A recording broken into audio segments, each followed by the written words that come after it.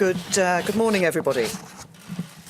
The United Kingdom will take its seat at the European Council table for another year and a half, and we have important work to achieve together in this time. But cooperation with our European friends will not stop in March 2019.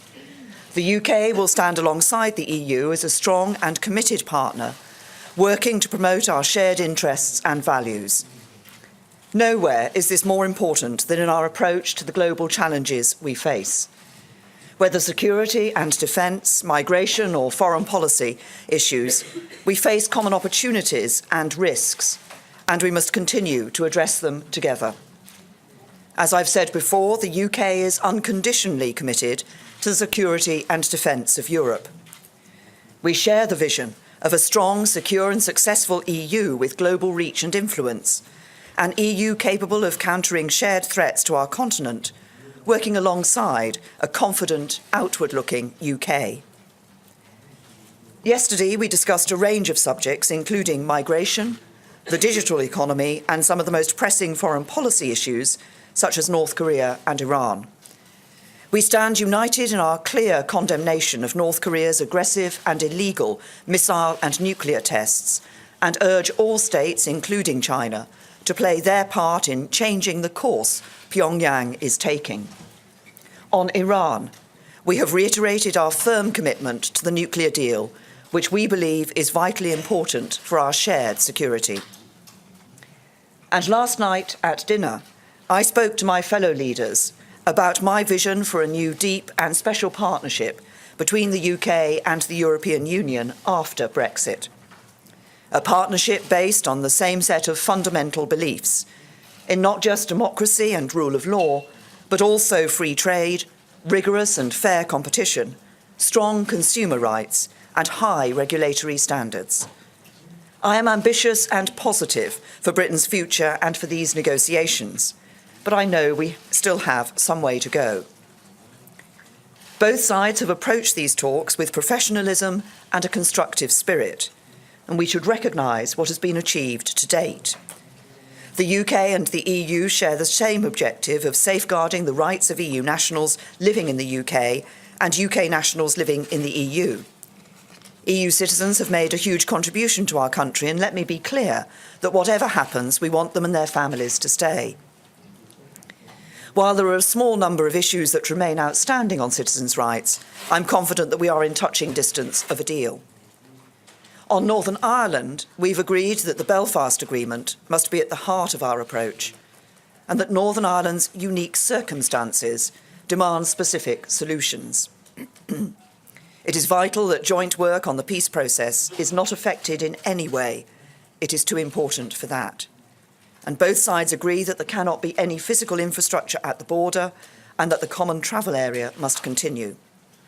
We have both committed to delivering a flexible and imaginative approach on this vital issue. This Council is an important moment. It is a point at which to assess and reflect on how to make further progress. My speech in Florence made two important steps which have added a new impetus to the negotiations. I gave a firm commitment on the financial settlement, and I proposed a time-limited implementation period based on current terms, which is in the interest of both the UK and the EU. Both sides agree that subsequent rounds have been conducted in a new spirit. My fellow leaders have been discussing this morning, and I believe that it is in the interests of the UK that the EU27 continues to take a united approach. But if we are going to take a step forward together, it must be on the basis of joint effort and endeavour. We must work together to get to an outcome that we can stand behind and that works for all our people. Thank you. Now I'll take a few questions. Let's start with the BBC. Thank you very much, Prime Minister. Do you deny that you've made clear to your EU counterparts that you are willing to pay many more billions than you've already indicated to settle our accounts as we leave?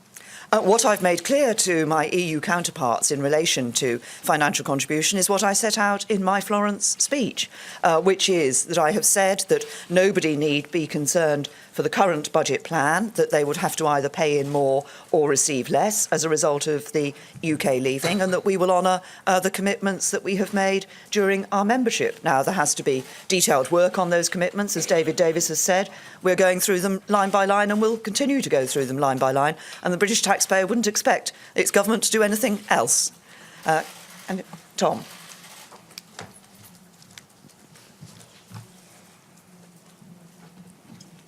Thank you, Prime Minister. Tom Newton-Dunn from The Sun. The deal that is now on the table for the December summit is quite clear, isn't it? It's if you detail further your thinking on what commitments you mean and what you're prepared to pay for, the EU27 will move on to the next phase. Are you prepared to spell out any more details to them, to us, to anybody on what you want to pay for?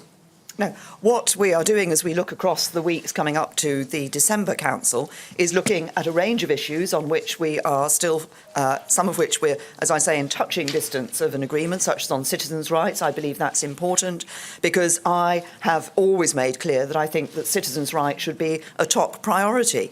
And as I've just said in answer to the first question on the financial issue, we will be going line by line through those commitments. I'm positive and optimistic about where we can get to in relation to the future partnership that we want with the European Union, because it's not only in the interests of the British people, it's in the interests of people across the remaining 27 members of the European Union as well. And as I understand it, following the discussion that has taken place this morning, we will see the EU considering their response into the Florence speech in terms of the sort of vision that they have for the partnership that we can have for the future. But I'm optimistic it will be a good one, because it is what will be one that will be to the benefit of people across the United Kingdom and the rest of the European Union. Faisal.